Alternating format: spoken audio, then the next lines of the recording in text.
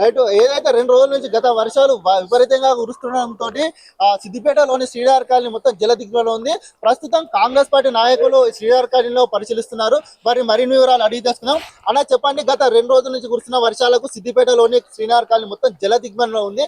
ఇప్పటి వరకు కొంత ఇక్కడ ఉన్నటువంటి ప్రజలు అంటున్నారు ఏది నాయకులు ఎవరు రాలేరు, ఇక్కడ అధికారులు కూడా కేవలం ఒక పోలీస్ శాఖ వారు, మున్సిపల్ శాఖ వారు వచ్చారు, ఇంకా ఎవరు కూడా వస్తలేరు, మాకు చాలా అంటే చాలా ఇబ్బందులు ఉన్నాయంటున్నారు. చెప్పండి అన్న.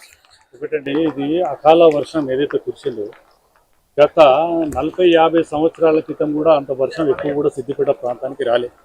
మొట్టమొదటిసారిగా సిద్దిపేట ప్రాంతానికి నిన్న రాత్రి కురిసిన వర్షానికి, రాత్రి ఏదైతే 1 గంట నుంచి వర్షం కురిసిందో సిద్దిపేట ప్రాంతం ఉమ్మడి మెదక్ జిల్లా మొత్తం ఎఫెక్టెడ్ అయింది. మీరు చూస్తూ ఉన్నారు, రామంపేట కానీ తర్వాత ప్రాంతాలు కానీ మెదక్ కానీ, అందులో సిద్దిపేట కూడా చాలా ఎఫెక్టెడ్ అయింది. ముఖ్యంగా శ్రీనగర్ కాలనీ, హరిప్రియ నగర్ కాలనీ, బారామం చౌరస్తలో ఏదైతే వాటర్ మొత్తం ఏది ఎన్సాన్పల్లి, తడకాపల్లి నుంచి ఏదైతే చెరువుల నుండి ఆ వాటర్ అంతా ఇక్కడికి కాలువల రూపంలో రావడం వల్ల అన్ని అపార్ట్మెంట్స్, ఇల్లులు కూడా, ఇళ్లకు నీళ్లు రావడం, కొన్ని గోడలు కూలిపోవడం, గరీబోళ్ళ ఇళ్లకు వచ్చి కిరాణా షాపులకు ఇవన్నీ వాటర్ రావడం జరిగింది. మేము పొద్దున్న నుంచి ఇన్ఛార్జ్ మినిస్టర్ గారి దృష్టికి కూడా మాట్లాడడం కూడా జరుగుతుంది. కలెక్టర్ గారి దృష్టికి తీసుకెళ్ళాము, పోలీస్ డిపార్ట్మెంట్ కూడా చెప్పాము. మీరు ముఖ్యంగా చూడండి, కొమ్మటి చెరువు దగ్గర ఏదైతే మత్తడి వద్ద పొద్దుగాల 6:30 నుంచి మేము పోలీస్ డిపార్ట్మెంట్ మొత్తం అలర్ట్ చేసినాం. అక్కడ స్కూల్కు పోయే పిల్లలు కానీ సందర్శకులు కూడా తాటి ఎక్కువగా అయిపోయి అక్కడ సెల్ఫీలు దిగే ప్రయత్నం చేస్తూ ఉన్నారు.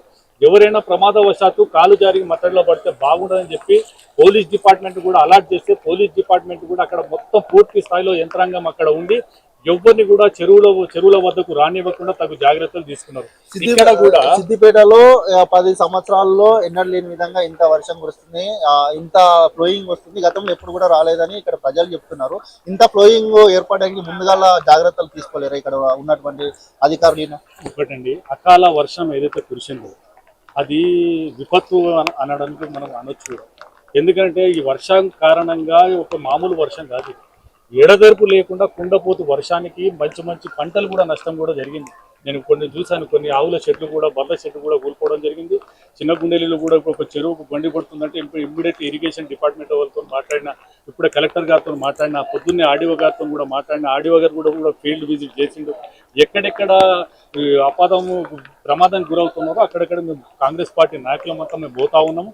వాళ్ళని వెంటనే అధికారులతో మాట్లాడి మా తరఫున కూడా ఏమైనా చర్యలు ఉంటే చర్యలు తీసుకోవడానికి ముందుకు పోతున్నాం. ఇప్పుడు రానున్న రోజుల్లో కూడా గంట సేపటి నుంచి ఏదైతే ఈ ఫ్లోయింగ్ స్టార్ట్ అయినప్పటి నుంచి ఇక్కడ ఉన్నటువంటి శ్రీనగర్ కాలనీలో ఉన్నటువంటి ప్రజలు మాకు నిత్యావసర సరుకులు కూడా లేవు, కనీసం తాగడానికి కూడా నీళ్లు కూడా లేవు, అధికారులు ఎవరు వస్తలేరు, మేము బయటకు వెళ్ళలేని సిచ్యువేషన్ ఉన్నాం, ఒకవేళ బయటకు వెళ్తే కొట్టుపోయే పరిస్థితి ఉంది, ఫ్లోయింగ్ అనేది కొంచెం పెరుగుతూనే ఉందని కాలనీ వాసులు అంటున్నారు. అలా లేదంటే ఒక్కొక్కటి కాలనీలో మేము అందరూ నిత్యావసర వస్తువులు అందజేయడం కానీ, కలెక్టర్ గారు, మున్సిపల్ కమిషనర్ గారు, ఆర్డీఓ గారు, కాంగ్రెస్ పార్టీ నాయకులమంతా సేవా కార్యక్రమాలు చేయడానికి కూడా ముందున్నాం. వాళ్ళకి మంచినీటి సదుపాయం కానీ, తినడానికి తిండి కానీ, ఇక వేరే ఏ అవసరాలు కూడా వాలంటీర్గా మా కాంగ్రెస్ పార్టీ నాయకులంతా పోయి వాళ్ళ సామాను సదురుకోవడానికి కూడా హెల్ప్ చేస్తూ ఉంటాం. మళ్ళీ ఫ్యూచర్లో ఇలాంటి ఎఫెక్టెడ్ లేకుండా కూడా ఏదైతే లోతట్టు ప్రాంతాలు ఉంటాయో, లోతట్టు ప్రాంతాల్లో డ్రైనేజ్ వ్యవస్థ సిద్దిపేటలో వాస్తవానికి ఈ కాలనీ వాసులలో డ్రైనేజ్ చిన్నగా ఉండడం వల్ల కూడా ఎక్కువగా ఫ్లోటింగ్ వస్తే వాటర్ కూడా పోకుండా అయిపోయినాయి. ఇవన్నీ తగు చర్యలను దృష్టిలో పెట్టుకుని రానున్న రోజుల్లో ఇట్లాంటి కార్యక్రమాలు చేయకుండా ఎక్కడెక్కడ మనకు పెద్ద బ్రిడ్జీలు అవసరమో, డ్రైనేజెస్ అవసరమో, అసౌకర్యాలు కూడా ఖచ్చితంగా మేము చేసుకుంటాం ఈ ప్రభుత్వంలో. కానీ విపత్తు సడన్ గా వచ్చినప్పుడు కూడా మనం అందరం ఇక్కడ ఏ పార్టీలకు ముఖ్యం కాదండి, అందరం కూడా మానవతా దృక్పథంతో వాళ్ళకు మనం సేవా కార్యక్రమంలో ముందుండి వాళ్ళని ఆదుకోవడంలో ముందుండాలని కోరుతాం. ఇప్పుడు కొంతమంది ఏదైతే చిన్న భక్తుల కోసం వచ్చే ఇళ్లలో కిరాయి ఉండి కిరాణా షాపులు పెట్టుకొని కొంతమంది జీవనం సాగిస్తున్నారు, వాళ్ళు పూర్తిగా నష్టపోయాము అనే వారికి మీరు ఏం చెప్పారు? చెప్పండి, ఆర్థికంగా కూడా మేము వారికి సాయం చేస్తాము. ఏదైతే పంట నష్టం జరిగిందో వారికి కూడా ఎకరానికి ఎంత అని చెప్పి మేము ఇన్ఛార్జ్ మినిస్టర్ గారి దృష్టికి, గవర్నమెంట్ దృష్టికి, కలెక్టర్ దృష్టికి కూడా పొద్దున్నే తీసుకుపోవడం జరిగింది. ఆర్డీఓ కూడా ఎక్కడెక్కడ పంట నష్టం జరిగిందో అవన్నీ ఏవో అధికారులను పంపించి ఇటు రైతాంగాన్ని కానీ, పశువులు ఎవరైతే పెంచుతా ఉన్నారో పశువుల కుట్టాలు కానీ, కోళ్ళ ఫారాలు కానీ, తర్వాత చిన్న కిరాణా కొట్లు కానీ, ఎవరికైతే ఆర్థికంగా నష్టం జరిగిందో వాళ్ళకి ఖచ్చితంగా ప్రభుత్వం వాళ్ళకి అండగా నిలబడుతుంది, వాళ్ళకి తగిన సాయం కూడా చేస్తారని భరోసా ఇస్తుంది. రైట్. ఏదైతే వర్షాలకు ఇబ్బందులు పడుతున్నారో కాలనీ వాసులకు, వారికి ప్రభుత్వం తరఫున మేము అన్ని వసతులు కల్పిస్తాము, మేము కూడా సహాయం చేస్తాము, ఎవరికి ఎలాంటి ఇబ్బందులు కాకుండా వాళ్ళకి మంచినీటి సమస్య అనేది నిత్యావసరాలు ఏది ఉన్నా కానీ మేము మాకు తోచిన సహాయం మేము చేస్తాము. ప్రజలకు ఎలాంటి ఇబ్బందులు జరగకుండా గతంలో ఇంతవరకు ఇలా ఎప్పుడు రాలేదు. విపత్తు అంటే అకాల వర్షాలు అది ఎప్పుడు చెప్పలేని విధంగా వస్తున్నాయని చెప్పి ఇక్కడ ఉన్నటువంటి ఇన్ఛార్జ్ పూజల హరికృష్ణ గారు అంటున్నారు.